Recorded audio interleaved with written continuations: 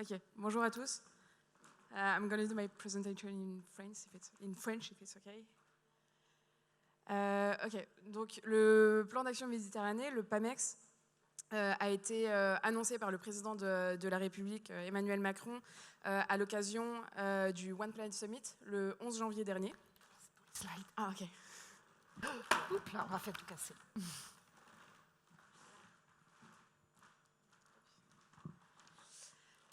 Il a été lancé à l'occasion, son lancement officiel a été fait à l'occasion du Congrès mondial de la nature de l'UICN le 3 septembre dernier, à l'occasion de l'ouverture du congrès de l'UICN.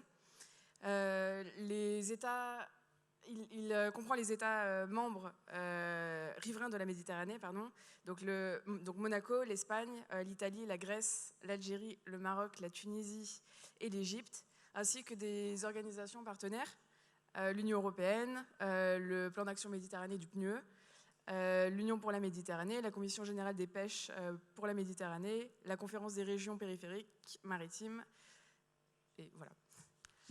C'est un plan d'action qui est multisectoriel et multipartenarial, et il vise à faire de la Méditerranée une mer... I don't hear anything. You can hear me? Oh oui, ça... Non, je sais pas ce qu'il y a. Okay. Il y a une intervention extérieure. Donc ce plan d'action vise à faire de la Méditerranée une mer exemplaire d'ici 2030. Et donc le plan d'action que vous voyez là, que je pourrais vous envoyer, là il est en français, mais je peux vous l'envoyer également en anglais. Il s'appuie sur les quatre engagements que je vais vous présenter juste après, qui sont les pressions exercées les 4 pressions exercées sur la mer Méditerranée.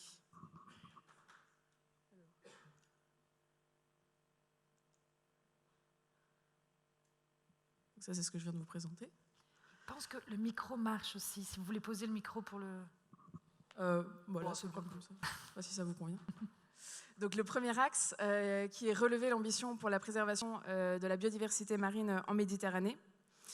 L'un des engagements majeurs et phares de cet axe, c'est de protéger 30% des océans d'ici 2030, dont 10% avec une protection forte. C'est un objectif que la France et l'Union européenne défendent dans le cadre du futur cadre de cette stratégie mondiale post-2020 pour la biodiversité. Il convient... Pardon. Il convient également de mentionner que cet objectif vise à protéger, à élever le niveau de protection des aires marines protégées du pourtour méditerranéen en renforçant la qualité de gestion des aires existantes et également renforcer leur cohérence et leur mise en relation et leur développement en un réseau de zones de protection fortes. Et donc, c'est dans le but de réduire significativement ou de supprimer les principales pressions qui menacent les écosystèmes marins.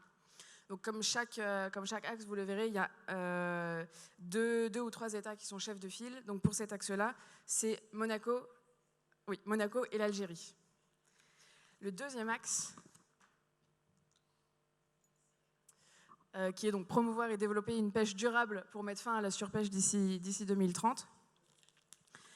En mer Méditerranée, la surpêche est arrivée à un stade critique, à un stade inquiétant, avec 87% des stocks évalués qui sont considérés comme surexploités.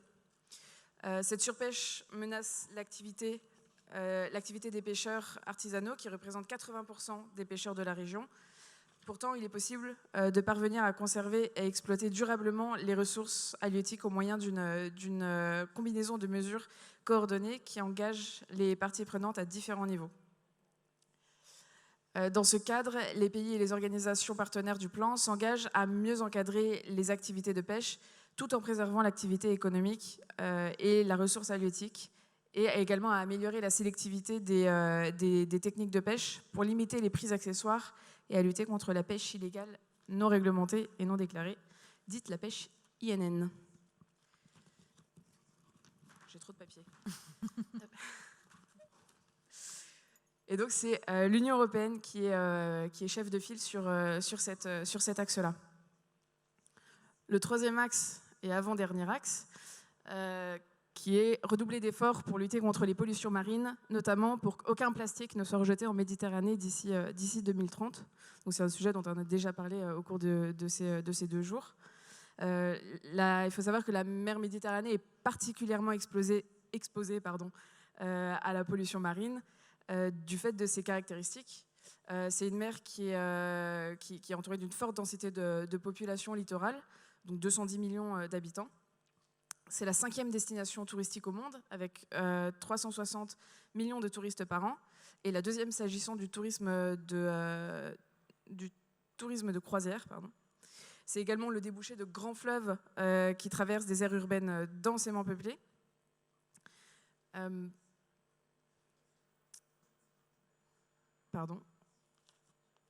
Oui, et c'est également une zone dense de trafic maritime, puisque 20% du trafic mondial passe par la mer Méditerranée. Il résulte de l'accumulation de ces facteurs de risque que plus de 8% des déchets marins se trouvent actuellement en Méditerranée, selon le Programme des Nations Unies pour l'environnement, le PNUE. Parmi les engagements qui peuvent être cités, j'en donnerai 3. La première, c'est des actions pour remédier de façon urgente à l'accroissement de la production de déchets plastiques et à leur dissémination dans l'environnement marin notamment. La deuxième action, c'est le renforcement, la collecte et le recyclage des déchets plastiques en finançant notamment de nouvelles usines de recyclage d'ici 2030.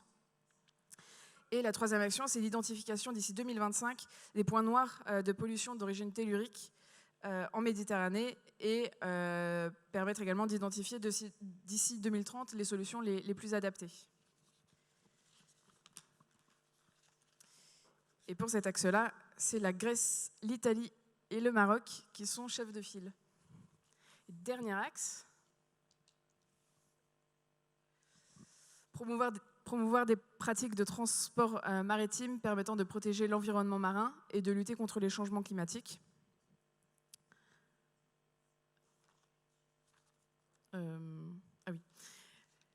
Donc, le changement climatique affecte la Méditerranée de manière exacerbée. Les températures enregistrées y sont environ d'1,5 degré supérieures aux moyennes pré-industrielles.